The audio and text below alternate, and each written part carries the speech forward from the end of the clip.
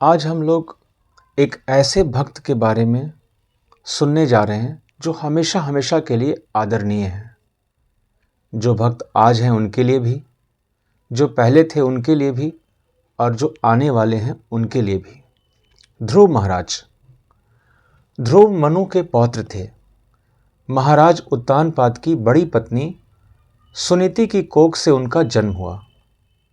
एक समय की बात है, राज दरबार लगा हुआ था। महाराज उत्तानपाद अपनी छोटी रानी सुरुचि एवं उसके पुत्र उत्तम के साथ राज सिंहासन पर विराजमान थे। सुरुचि के रूप लावण्य ने राजा को वशीभूत कर लिया था। सुरुचि की रुचि ही उत्तानपाद की रुचि हो गई थी। एक दिन 5 वर्ष का बालक ध्रुव अपनी सखाओं के साथ खेलता खेलता राजसभा में जा पहुंचा। अपने छोटे भाई उत्तम को पिता की गोद में बैठे देखकर बालक ध्रुव ने पिता की गोद में बैठना चाहा। सुरुचि इसे कैसे सहन कर सकती थी।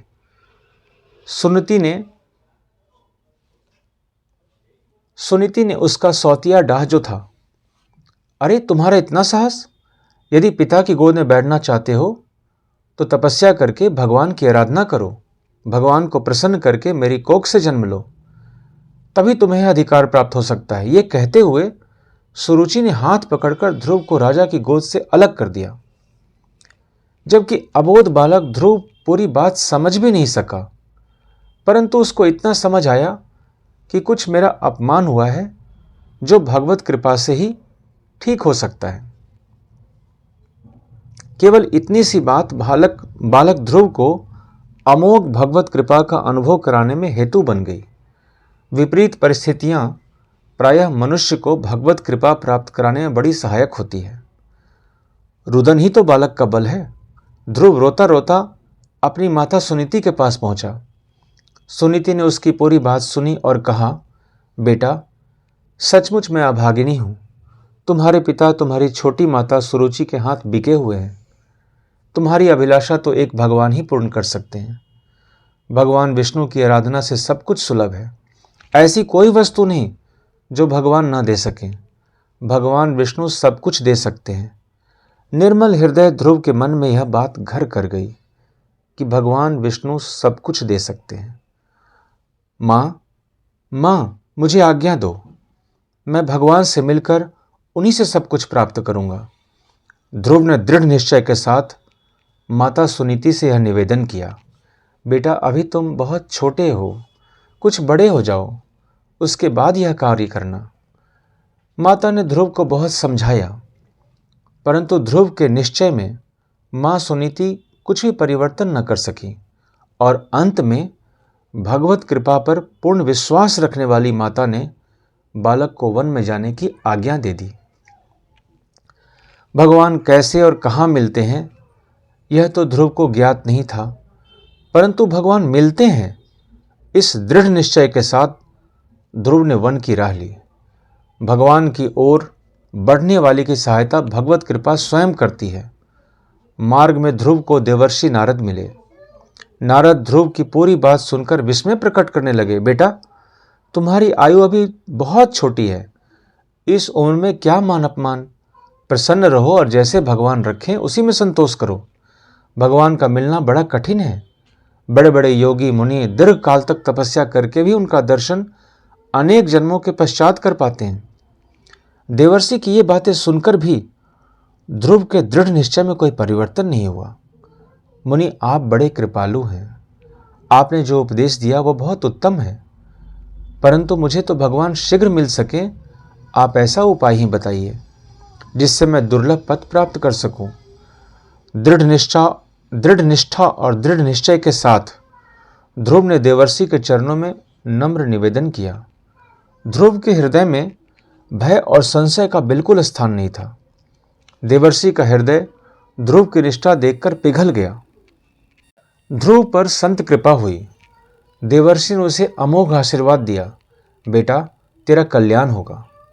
अब तुम यमुना जी के तट स्थित मधुवन में चले जाओ। वहां निरंतर ओम नमः भगवते वासुदेवाय इस द्वादशाक्षर मंत्र का जाप करो।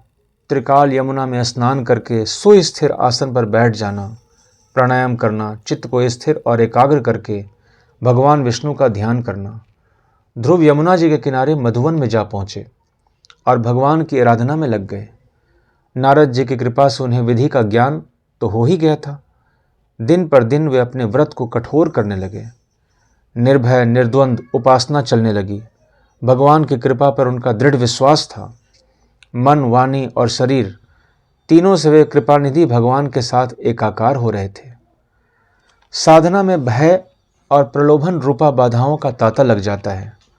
ध्रुव के सामने भी बड़ी भयंकर परिस्थितियां उत्पन्न हुई। उन्हें डराने के लिए बड़ी भयावनी राक्षसियां आई। माया ने माता सुनीति का रूप धारण कर ध्रुव के सम्मुख प्रकट हो ममता का जाल डालना चाहा। ध्रुव को एकमात्र भगवत कृपा का आश्रय था। उन्होंने उसकी बातें सुन करके भी अनसुनी कर दी। वे प्रभु के ध्यान में मग्न रहे। इतने में वहां मारो, पकड़ो, खा डालो, चिल्लाओ, चिल्लाते हुए भयंकर राक्षस प्रकट हो गए। माता सुनीति का रूप धारण करके अपनी माया का आर्तनाद सुनकर भी ध्रुव अपनी तपस्या में अटल ही रहे। किसी भी तरह के विघ्न उसकी साधना में बाधा न डाल सके। उनकी कठोर तपस्या के 6 महीने पूरे हो जाने पर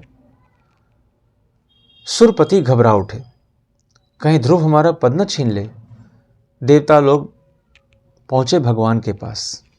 भगवान ने देवताओं को आश्वासन दिया, ध्रुव मेरा भक्त है, वह किसी का कोई अनिष्ट नहीं करेगा।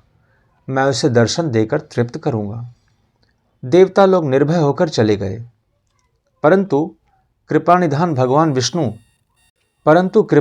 भगवान विष्णु अब अपने भक्त का कष्ट सहन नहीं कर पा रहे थे। वे तत्काल गरुडारूढ़ होकर ध्रुव के पास पहुंच गए। परंतु फिर भी ध्रुव अपने ध्यान में मग्न रहे। भक्त को साध्य तो प्रिय होता ही है, किंतु साध्य से साधन भी कम प्रिय नहीं लगता। अंत में भगवान को उनके ध्यान से अपने स्वरूप को हटाना पड़ा। तब कहीं ध्रुव ने विकल होकर नेत्र खोले। साक्षात भगवान को अपने सामने उपस्थित देखकर ध्रुव तुरंत उनके चरणों में लौट गए। प्रेम से वाणी गदगद हो गई, शरीर रोमांचित हो गया और नेत्रों में प्रेम की आंसू बहने लगे। उनकी वाणी प्रेम से अवरुद्ध थी।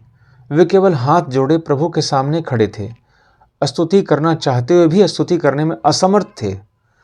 करुणालय भगवान श्री हरि ने अपना वेदमय शंख ध्रुव के कपोल से स्पर्श करा दिया। शंख का स्पर्श होते ही ध्रुव को दिव्य वाणी प्राप्त हो गई। संपूर्ण वेद ज्ञान सुलभ हो गया। ध्रुव दिव्य वाणी से भगवान की स्तुति करने लगे। हे भगवान, अब परमानंद मूर्ति हैं। जो लोग ऐसा समझकर निष्काम भाव से आपका निरंतर भजन करते हैं, उनके लिए राज्य आदि भोगों की अपेक्षा आपके चरण कमलों की प्राप्ति ही भजन का सच्चा फल है। हे स्वामी, यद्यपि बात ऐसी ही है, तो भी गौ जैसे तुरंत जन्मे हुए बछड़े को दूध पिलाती और व्याघ्र आदि से बचाती रहती है, उसी प्रकार आप भी भक्तों पर कृपा करने के लिए निरंतर आतुर रहने के कारण हम जैसे सकाम जीवों की भी कामना पूर्ण करके संसार भय से उनकी रक्षा करते रहते हैं। प्रभु, आपकी कृपा का क्या कहना। बड़े बड़े ऋषियों और मुनियों को भी जिस रूप के दर्शन नहीं होते, आपने उस दिव्य स्वरूप का दर्शन मुझे सिर्फ 6 मास के अल्प समय में ही दे दिया। अब मैं कृतार्थ हो गया। आपकी विलक्षण कृपा प्राप्त करके अब मेरे चित्त में कोई कामना नहीं है। मुझे केवल आपके सानिध्य की ही इच्छा है।